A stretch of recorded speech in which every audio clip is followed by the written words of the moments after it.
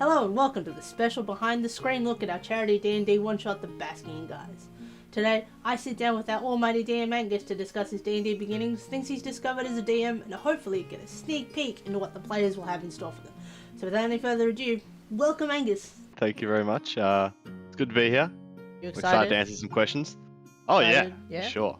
Alright, so our first question that we've got today is, just tell us a bit about yourself and about your D&D journey, how you became DM, all that kind of stuff. So I guess my interest in the fantasy world would be a good place to start. I was big on the Lord of the Rings subscription miniatures that you would get, I think it was weekly or monthly, delivered to your house when I was about 12 years old. I got into painting Warhammer soon after. I never really got into the tabletop game itself until later in life. And from there, I kind of enjoyed the video game version of 40k. And then from there, as I got older and got settled into my career, a lot of my friends got interested in those types of games on computer. And we started playing a pretty swift campaign, a rule-heavy, lore-heavy game, low creativity, with one of my friends from Outdoor Ed. We played on and off for about a year until that group disbanded and kind of went our separate ways, and everyone was kind of looking at each other to, I guess, find an answer for what we're going to do next. And I put my hand up, and that was about 2 years ago. I put my hand up to DM my first game. We did a few one-shots with a couple of people, and then we moved on to a full campaign about a year and a half ago, which was the one that I'm running. We haven't played for a couple of months just because that's how these things usually go. But I'm excited to jump into this one shot. So, as a, shall we say, freshly minted DM and someone who's still kind of learning the ropes and all that, what do you think is the most important thing that you've come to realize about being a DM that you didn't know when you first started in your short time? I think the most important thing is usually the thing that you worry about the most before, during, and after a session, which is the group enjoyment.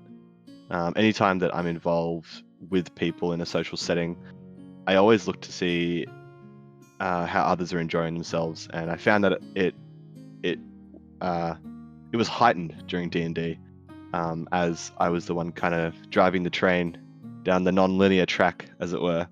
But yeah, player enjoyment and managing that. So would you say that you would enjoy yourself more as a DM, or do you find that you enjoy yourself a little bit more as a player? I would have to choose a DM for sure. I find the creative part of being a DM the most enjoyable, having those big blocks of time at home on my own with a cup of tea, just planning out what I want the players to experience for the day or the session, and watching it unfold on the table. My most recent big burst of enjoyment or inspiration was me spending probably 5 or 6 hours on a weekend before a session creating and gluing and painting up a huge playboard that we could use, along with some walls and some other creative things that I had set for the session. When the players arrived, they were a lot more conducive to the environment than if they just rocked up and saw the same old play mat that we had on our table. So yeah, my most important and most enjoyable part is the creative process that being a DM brings. So, with there being various aspects of D&D, there's roleplay, there's the mechanics, there's combat. Is there you as a DM? Is there any one kind of mechanic or roleplay aspect that you would probably value more? Like, do you value your role-playing a bit more? You try and push your players towards that, or maybe you're trying to be a bit more combat heavy? In percentage, I'd probably say it's an 80-20 split favoring roleplay. When I first started being a DM, the amount of creativity I had available sorely overthrew how much of the mechanics I actually understood, which kind of drove me to develop the play style that I want my players to enjoy. It's also a lot easier for me to saturate the game with creative exploits for the players, rather than going down a well-constructed mathematical system that will, I guess, guarantee a well-run session. At times when I've found I have understood the most and been able to mathematically organize everything in a row, it never turns out the way that I expected. Because I feel like every D&D campaign, like, you can have as many preparation notes as possible, but as soon as one person just like throws that little wrench of the works, you're like, okay, DM notes out the window. Yep, I didn't expect you to make that roll. You all get over the wall and you escape all 20 of the ogres in front of it. Off to the next part of the campaign, I guess. Well done. Do you have a favorite campaign or one shot that you've ever run? And if you have, what made that be your favorite? The second one shot that I hoped to become a campaign was recreated around the Diablo 2 universe. It's one of my all-time favorite games. I've played it since I first had a computer, and I still play to this day. I tried to recreate and capture that feeling that I had for my players, including all the NPCs like Charzy, Deckard Cain, all those pivotal characters from the D2 universe onto a D&D campaign. Sadly, it only lasted about 2 or 3 sessions before I realized that our other campaign was coming back, which kind of removed my opportunity to show that I understood how to DM. And being with my old group, it was fun to kind of grab the wheel and throw the players into that kind of world.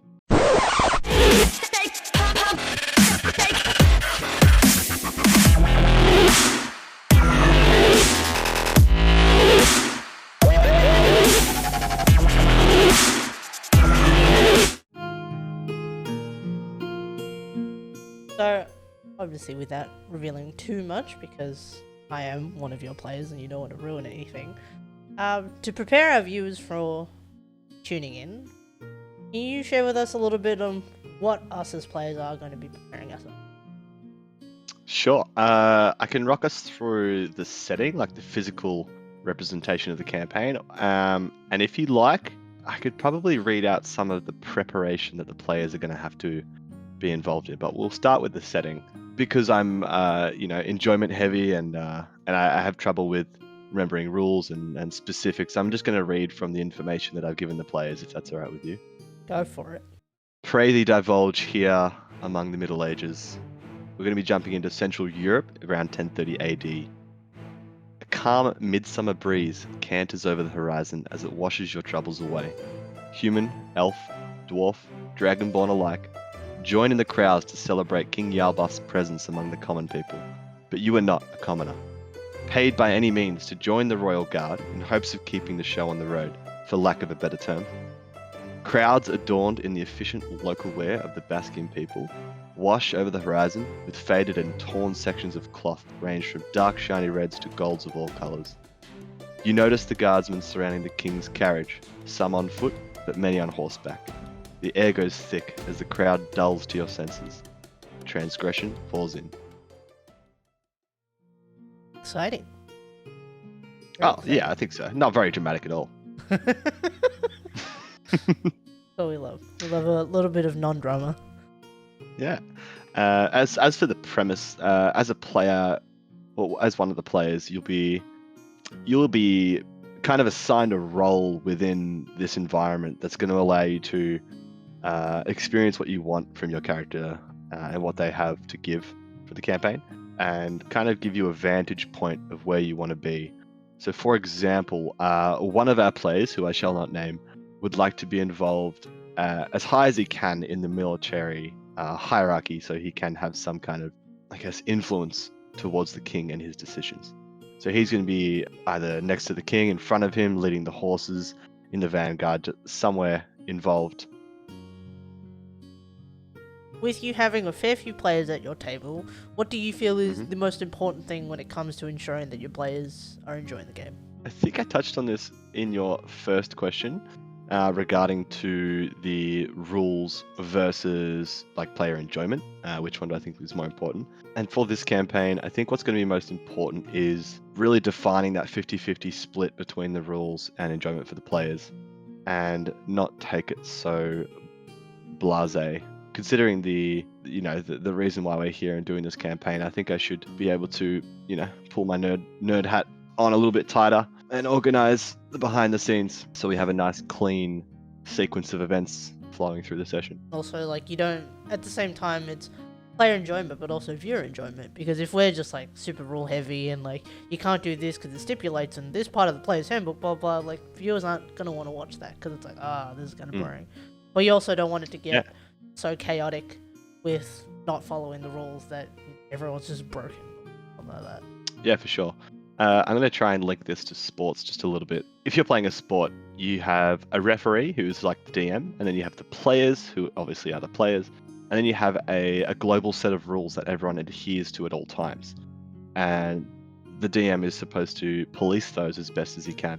One of the things that I've found is if a rule does not overall increase the enjoyment of the players in a fair and just way, it should not be in the game, or it should not be in your specific game. One of those examples is if a player is going to fail an athletics roll on a very simple task that a commoner could complete on a roll of 5. If they roll a 1, they might have difficulty or lose 5-foot movement. I rarely will say that you straight up fail and are unable to climb this ladder, which you would have done hundreds of times before. It's like, you might make it a fail if it was like, I want to climb a ladder that's like 600 meters in the air whilst also on horseback or something ridiculous, but yeah. If it's something like, I just want to climb over a wall over this ladder, it's like, yeah, okay, you can probably do that with your eyes closed. At the same time, I would want to see that. Or at least picture it in my head. I'll make sure at some point I will climb a 600-foot ladder while horseback in this one shot for you. Yes? Well, I won't create one, so you won't get the chance. Oh, okay, never mind. I'm kidding. Be a little bit like Hermione, Ron, and Harry. The rules are there, but they ended up saving the day because they broke them. So, as we've touched on before in previous questions, you are a fairly fresh minted DM. Fresh out the box? Fresh out of the box. Do you have any advice out there for anyone who might be thinking about starting to try and DM, or it's their maybe first campaign that they're running? Any words? Wise words? Yeah, sure. I wouldn't say they're wise words. I would just say they're my words. Take them as you want. For me personally, I definitely struggled at the start. I was unorganized, unprepared, and the players knew that. I could see it happening in real time on the table, and I just made notes of what I struggled with and just, I focused on them. The next time I played, I didn't overload myself either. I focused on three very key things.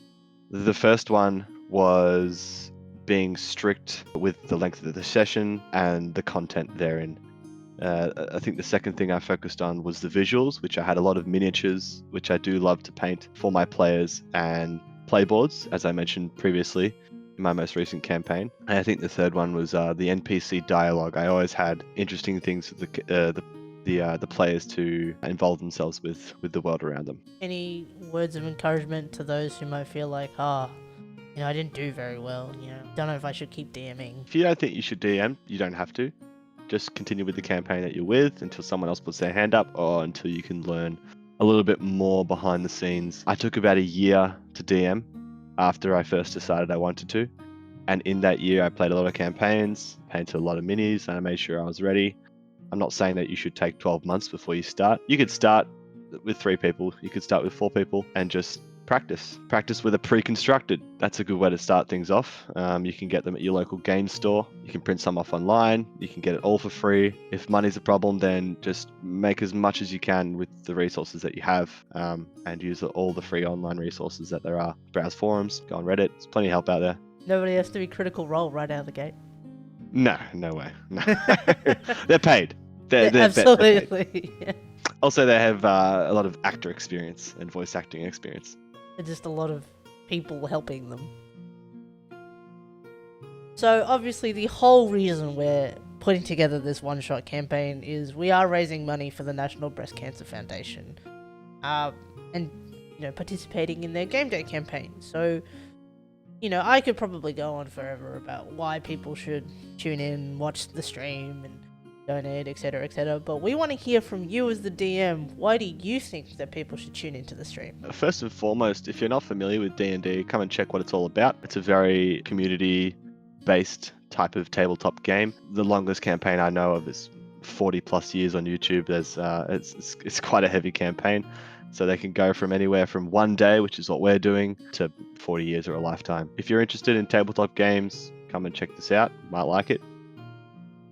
Tell us, what else have we got prepared besides the one shot itself? So scheduling wise, hopefully all the players are going to arrive a little bit earlier to set up, go through backstories, and set up all the behind the scenes things. We're going to start with a bit of a preface for the viewers. We're going to give out a few resources, hopefully for people to follow, certain links to, D&D 5e, the Breast Cancer Foundation, and all those links will be obviously accessible on the day. Other than that, the session itself will probably be ran in 2 or 3 time frames. So obviously we're going to have the start, the middle, and the end. And how we break that up is going to be determined by where the players get up to in the session. One of the things that I'm most excited for personally is the auctioning off of the miniatures that we're going to be playing with on the day. That's going to include the monsters that we encounter, players' actual characters themselves. So obviously we're going to have some kind of a bidding system on the viewers and who wants to buy their minis. The players themselves, if they love their minis, they want to play them in other campaigns, or if this one hits it off, then they can bid against the viewers, which will be really fun to see. Have a little bidding war going. You should have a little paddles, exactly. For the players that they can just hold we up. Should. Yeah, other than that, I do have a few examples here of a few of my miniatures, which I would love to just tease you guys with. I think we would love to see that.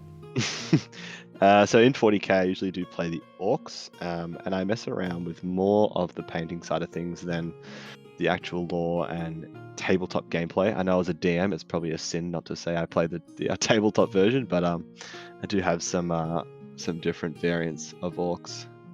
Judging on the camera quality, I'm not sure how much of we can see, but here's an orc I painted just to gauge the quality. We might actually upload some HD photos of these as well, so you guys can see exactly what to expect in regards to the mini quality. On this one, I've got some paper mache with some glue to act as some flames coming out of this orc here. And one of my bigger models just over here as well, more of a larger scale.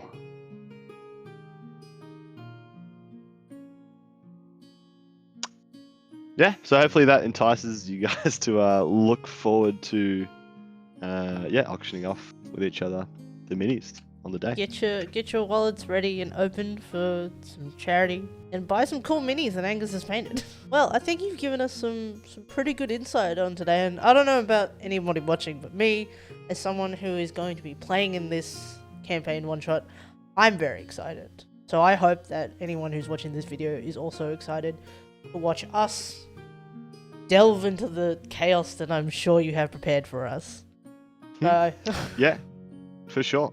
Just a recap on a bit of the information for the day. The campaign is going to be called the Baskian Guise, and it's going to be in relation to King Yalbuff himself and his descent into the city. We're going to be rolling a critical hit against Cancer on our game day at 3 p.m. and it's going to be shot on June 4th, 2022. Everyone stick around for that, and thank you, Angus, for having a little chat to us and letting us know little bits and pieces, and I hope you're ready to roll a critical hit against Cancer. Sure am. Thanks Angus.